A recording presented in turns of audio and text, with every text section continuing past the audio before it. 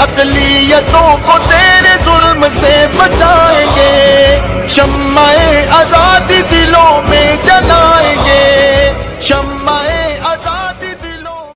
अस्सलामुअलैकुम वरहमतुल्लाहि वबरकातुहू। Urdu news India के मुअज़्ज़ज़ नाज़रीन व सामाईन, आपका खैर मक़दम में आपके साथ एहतिशाम निज़ामी क़ासिमी। नाज़रीन किराम, इस वक्त की बड़ी अहम ख़बर आपके साथ शेयर की जाती है।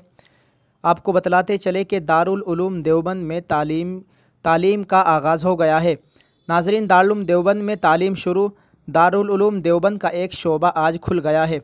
दारुल उलूम देवबंद के तर्जमान जनाब अशरफ उस्मानी ने बतलाया है कि दारुल उलूम देवबंद में दर्जा हिफ्ज़ कुरान नाज़रा और आज 10 फरवरी से दारुल उलूम देवबंद में दीनी तालीम का आज से बाकायदा आगाज़ हो गया है और इस तरह आज के तालीम शुरू हो गई है। अब उम्मीद की जा रही है कि दारुल उलूम देवबंद से जो मदारिस मरबूत है, अब अल्हम्दुलिल्लाह उनमें उन तमाम मदरसों में भी इसी दर्जे की तालीम शुरू हो जाएगी।